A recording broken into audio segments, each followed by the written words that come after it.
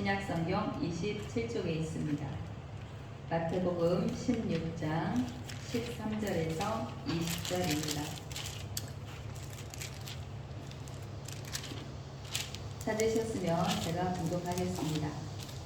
예수께서 빌립보 가이사랴 지방에 이르러 제자들에게 물어 이르시되 사람들이 인자를 누구라 하느냐? 이르되 더러는 세례 요한, 더러는 엘리야, 어떤 이는 예레미야나 선지자 중에 하나라 하나이다. 이르시되 너희는 나를 누구라 하느냐? 시몬 베드로가 대답하여 이르되 주는 그리스도시요 살아계신 하나님의 아들이시니이다.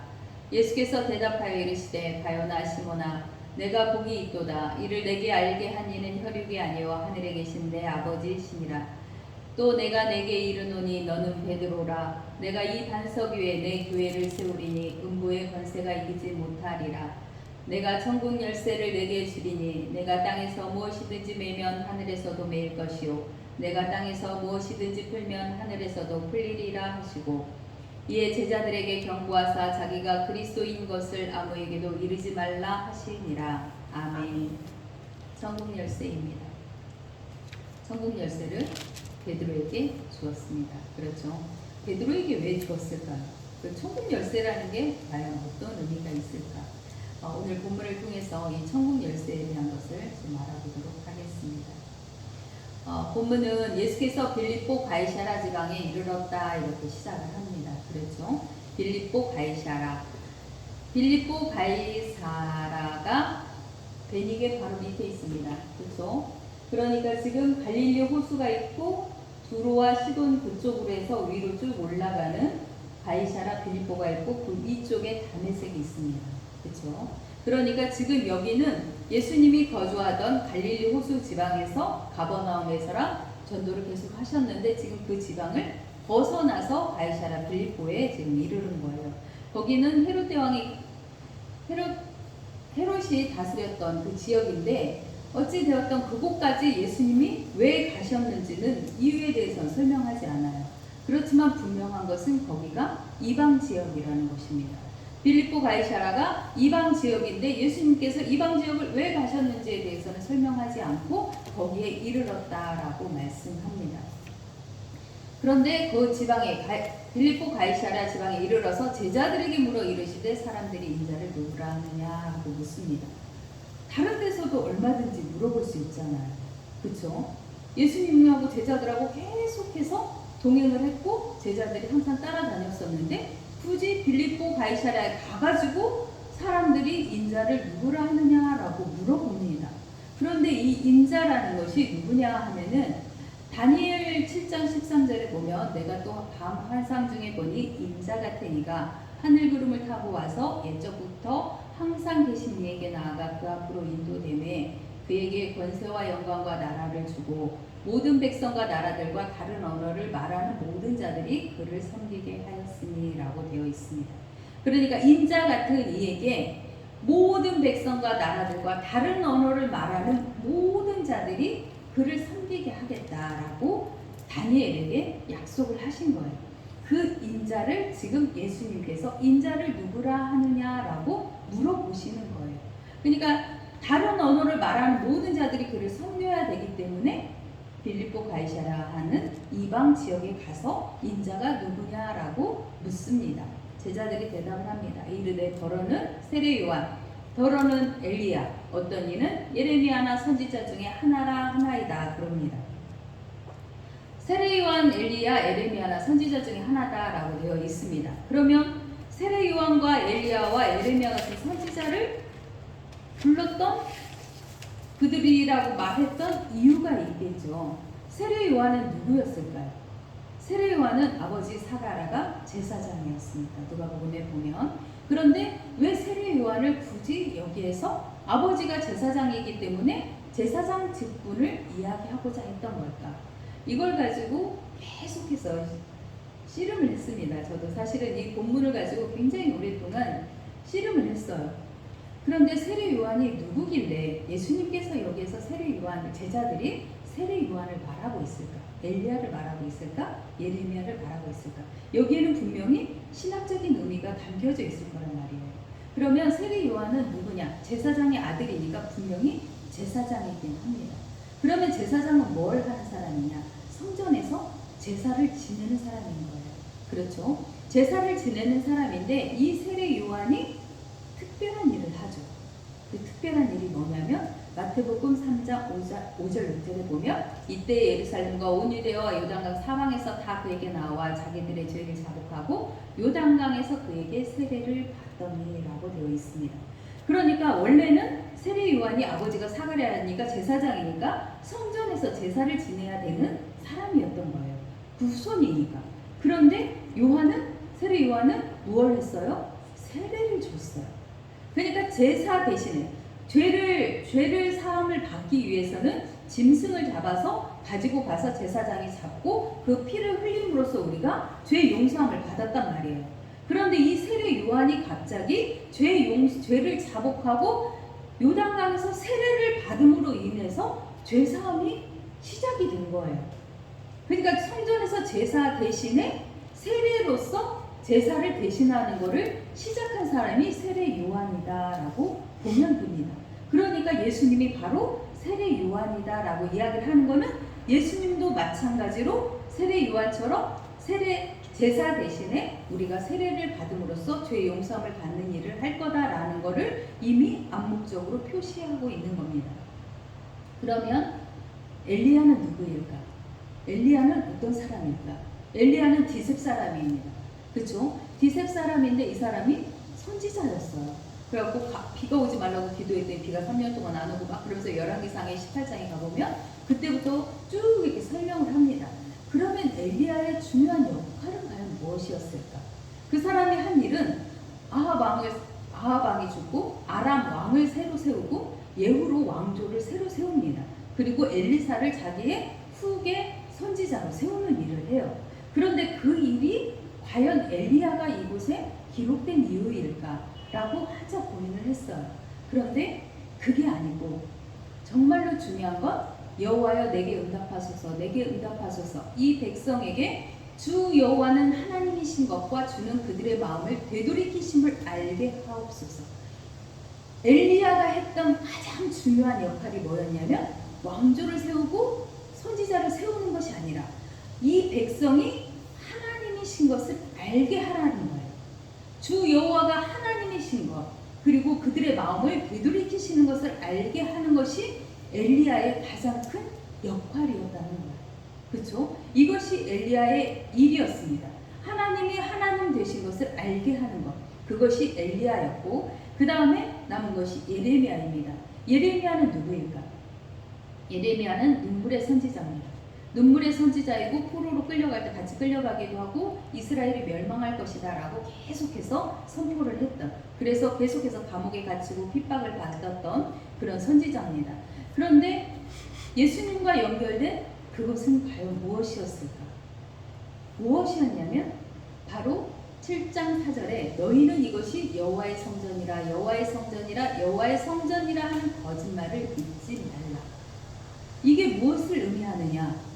예수님도 예루살렘 성전이 멸망할 것이다 라고 돌 위에 돌 하나도 남지 않고 없어질 거다 사라질 거다라고 말씀하는 거예요. 그러니까 성전 파괴를 말씀하고 계신 거예요.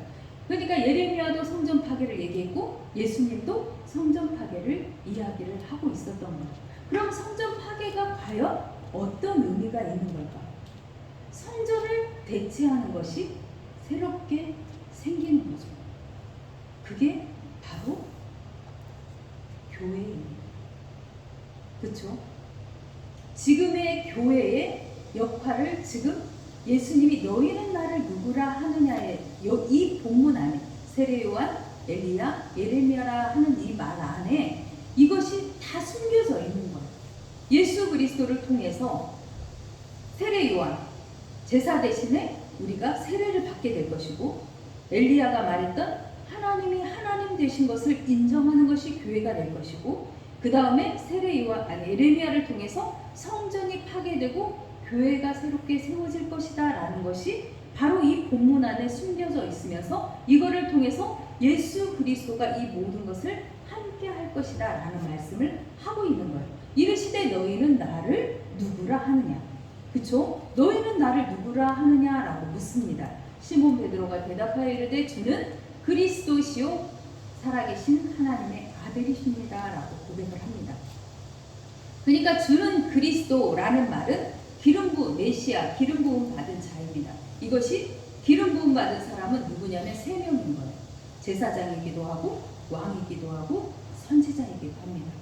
바로 앞에 세례 요한과 엘리야와 예레미야를 통해서, 그런데 엘리야와 왕과는 조금 연결이 안 되죠. 그래서 그게 왕조를 세우는 것과 연결이 되지 않나라고 생각을 했는데, 그러나 정말로 중요한 것은 엘리야가 정말로 중요하게 외쳤던 하나님이 왕 되심, 그렇죠? 하나님이 우리 백성의 모든 백성의 왕 되심을 선포했던 그런 분이다.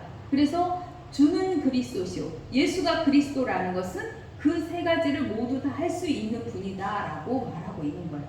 그리고 살아계신 하나님의 아들이십니다라고 고백을 합니다. 그러니까 예수께서 대답하여 이르시되 바요나 시모나라고 말합니다. 바요나가 뭐냐면 요나의 아들 시몬입니다. 그러니까 시몬이 시몬 베드로라고 우리는 계속해서 나오잖아요. 그런데 그 제자들을 부를 때 세베대의 아들은 요한과 야고보를 나오는데 시몬은 아버지 부모가 누구인지 나오지 않았어요. 그런데 예수님께서 바요나 시모나라고 부릅니다. 그러니까 요나의 아들 시모나라고 부르는 거예요. 그러니까 시몬의 아버지는 요나입니다. 그런데 이를 내게 할 이는, 알게 한 이는 혈육이 아니고 하늘에 계신 내 아버지시다. 주는 그리스도시요 살아계신 하나님의 아들이십니다 라고 말했던 것이 바로 하나님이 알게 하신 것이다 라고 말을 합니다.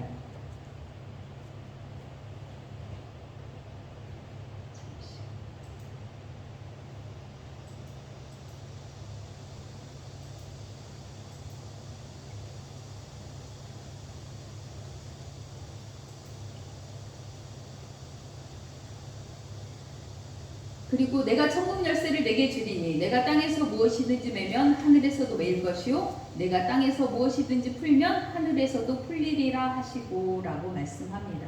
바요나 시몬에게, 그 시몬에게 베드로라 이름을 주십니다.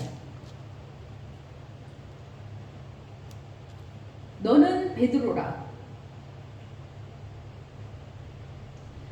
또 내가 내게 이르노니 너는 베드로라. 내가 이 반석 위에 내 교회를 세우리니 음부의 권세가 이기지 못하리라 라고 말씀합니다. 너는 베드로다. 우리는 이미 앞에서 베드로라는 이름을 계속 들었기 때문에 베드로라는 이름이 여기에서는 전혀 낯설지 않습니다. 그런데 여기에서 너는 베드로다 라고 말씀하는 건 뭐냐면 지금까지의 시몬의 이름은, 본 이름은 바요나 시몬이었어요. 그런데 여기에서 너는 베드로다 라고 말씀을 하시는 건 뭐냐면 이름을 바꿔주시는 거예요. 아브람을 아브라함으로, 사레를 사라로 바꾼 것처럼, 야곱을 이스라엘로 바꾼 것처럼 시몬을 베드로란 이름으로 바꿔줍니다. 이 바꿔지는 이름의 의미가 뭐냐? 의미가 뭐냐면 내가 이 반석 위에 내 교회를 세우겠다라고 말합니다. 이 반석이 뭐냐? 주는 그리스도시요 살아계신 하나님의 아들이십니다 라는 이 고백 위에 교회를 세우겠다는 거예요. 그러니까 주는 그리스도, 아까 말한 대로 그 세 가지를 다 하시는 분이 예수 그리스도이고 이거를 통해서 교회를 세우겠다라고 말씀하시는 거예요.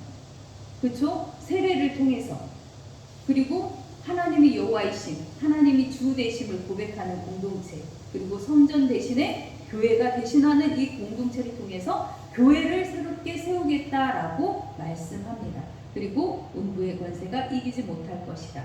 내가 천국 열쇠를 내게 주리니, 그리고 천국 열쇠를 줍니다. 천국 열쇠를 내게 주리니 내가 땅에서 무엇이든지 매면 하늘에서도 매일 것이고 내가 땅에서 무엇이든지 풀면 하늘에서도 풀리리라 하시고 라고 말씀합니다. 베드로에게 이제 그걸 준 거예요. 그리고 나서 베드로가 지금 천국 열쇠를 받았어요. 천국 열쇠가 뭘까? 우리가 베드로가 열어주면 할렐루야 하고 하늘로 올라가는 천국일까요? 그렇지 않아요. 그렇죠? 하나님의 나라. 그러니까 마태복음 천국이라고 되어 있지만 모든 복음서에서 하나님의 나라, 똑같은 말입니다. 하나님의 나라를 주겠다는 거예요. 하나님의 나라를 내게 줄 텐데 내가 땅에서 무엇이든지 매면 하늘에서도 매일 것이고 풀면 하늘에서도 풀릴 것이다 라고 말씀하는 거예요. 그러면 베드로를 통해서 하나님이 이 일을 하실 것이다. 하나님의 나라를 이 땅 가운데 열기도 하고 묶기도 할 것이다 라고 말씀하고 있어요. 그러면 제자들에게 경고하사 자기가 그리스도인 것을 아무에게도 이르지 말라라고 말씀합니다. 어찌되었든 제자들에게 그리스도이신 것을 다른 사람들에게는 아무에게도 말하지 말라 하고 지금은 감추십니다. 그러면 아까 베드로가 천국 열쇠를 가지고 하늘에서 땅에서 풀면 하늘에서도 풀리고 땅에서 매면 하늘에서도 매일 것이다 라고 했죠. 그것이 어떤 의미일까? 아까 예수님께서 빌립보 가이사랴 지방에 이르렀다라고 되어 있잖아요. 시작이 이 빌립보 가이사랴 지방이 베드로하고 연결되는 데가 있습니다. 사도행전 10장 1절입니다. 가이사랴에 고넬료라 하는 사람이 있으니 이달리아 부대라 하는 군대의 백부장이다라고 나옵니다. 그러니까 가이사랴에 가가지고 고넬료라 하는 사람이 백부장인데 이탈리아 사람인 거예요. 로마 사람인 거예요. 이방인인 거예요. 이 사람에게 가가지고 로마의 백부장인데 이 사람에게 가서 하나님이 복음을 전하라고 합니다. 그 전에 뭐가 나오죠? 환상 중에 보자기가 나옵니다. 보자기에 동물들이 가증한 동물들이 막 들어있어요. 그러니까 베드로한테 먹으라고 합니다.